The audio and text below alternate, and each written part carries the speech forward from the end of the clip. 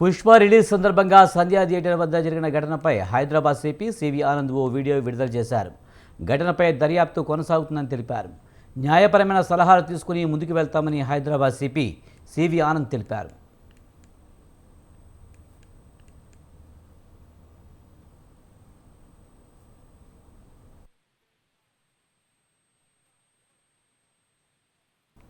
సంధ్యా theatre వద్ద December 4న రాత్రి ఏం జరిగిందనే విషయాన్ని చికటపల్లి ఏసీపీ రమేష్ కుమార్ మీడియాకు వివరించారు.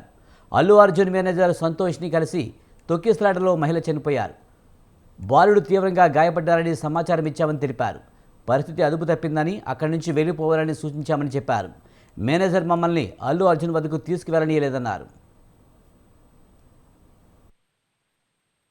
క్వశ్చన్స్ వద్దు, ఆన్సర్స్ వద్దు, మీరు అంతా చూశారు. ఇక మీకు ఎటువంటి మనసు ఉందో దాన్ని బట్టి మీరు దీన్ని అర్థం చేసుకోండి.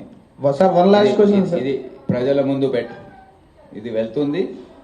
ఎవరికైతే కనీస జ్ఞానం ఉంటుందో వారికి అర్థమైపోతుంది ఏం జరిగిందో. సో 10 రోజుల వివరణ అనుకోలేరు, ఈ రోజు దాదాపు వివరణ ఇచ్చారు సార్. దీన్ని సీజ్ అయిపోతుంది. తొందర ఎందుకు, మీరు చూస్తూ ఉండండి ఏం జరుగుతుంది. ఇప్పుడు దీని మీద ఇంకా ఫర్దర్ క్వశ్చన్స్ వద్దు, ఆన్సర్స్ వద్దు, మీరు అంతా చూశారు. ఇక మీకు ఎటువంటి మనసు ఉందో దాన్ని బట్టి మీరు దీన్ని అర్థం చేసుకోండి.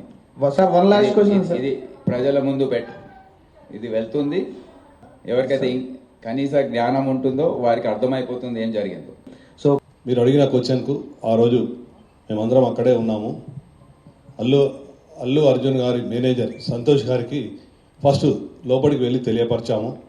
తెలియపరిచినవి ఏమంటే, ఇక్కడ ఒక లేడీ చనిపోయారు, ఒక చిన్న పిల్లవాడు చాలా సివియర్గా ఇంజ్యూర్డ్ అయ్యారు, సిచ్యువేషన్ అనేది కంట్రోల్లో లేదు, మీకు ఇబ్బంది అయ్యే అవకాశం ఉంటుంది అని చెప్పడం జరిగింది.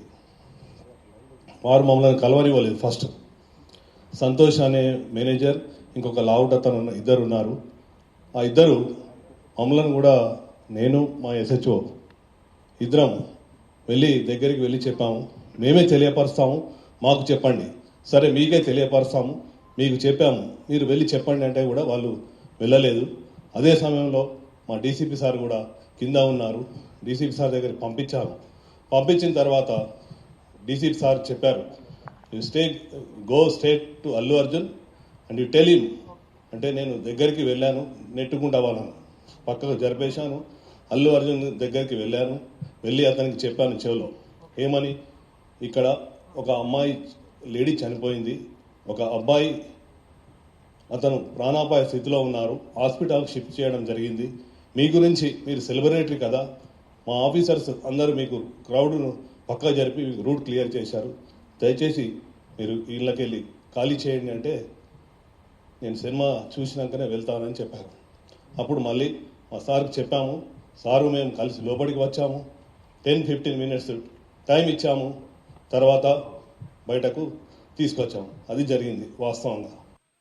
మీరు అడిగిన క్వశ్చన్కు ఆ రోజు మేమందరం అక్కడే ఉన్నాము. ఓకే, ఈ కేసు ఇప్పుడు దర్యాప్తు స్టేజ్లో ఉంది కనుక మేము ఎక్కువ దీని గురించి మాట్లాడలేము. కానీ కోర్టు పరిధిలో ఉంది, ఇంకా వాదనలు జరగబోతున్నాయి కొన్ని రోజుల్లో కూడా. ఇప్పుడు దీనిపైన అనేక రకాల వర్షన్స్ వచ్చాయి.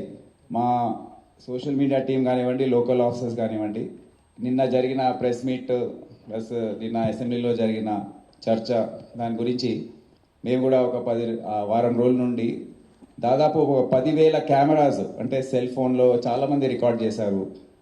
అక్కడ ఉన్న సోషల్ మీడియా, మీ మీడియా ద్వారా మీ ఛానల్స్ రికార్డ్ చేసిన బైట్స్ అవన్నీ కూడా అనలైజ్ చేసి క్రోడీకరించి ఒక 10 నిమిషాల వీడియో ఒకటి తయారు చేశారు.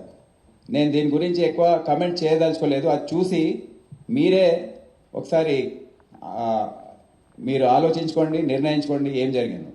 ఇప్పుడు దీని మీద ఇంకా ఫర్దర్ క్వశ్చన్స్ వద్దు, ఆన్సర్స్ వద్దు, మీరు అంతా చూశారు. ఇక మీకు ఎటువంటి మనసు ఉందో దాన్ని బట్టి మీరు దీన్ని అర్థం చేసుకోండి. ఇది ప్రజల ముందు ఇది వెళ్తుంది. ఎవరికైతే కనీస జ్ఞానం ఉంటుందో వారికి అర్థమైపోతుంది ఏం జరిగిందో. సో 10 రోజుల వివరణ అనుకోలేరు, ఈ రోజు దాదాపు వివరణ ఇచ్చారు సార్. దీన్ని సీజ్ అయిపోతుంది. తొందర ఎందుకు, మీరు చూస్తూ ఉండండి ఏం జరుగుతుంది. ఓకే.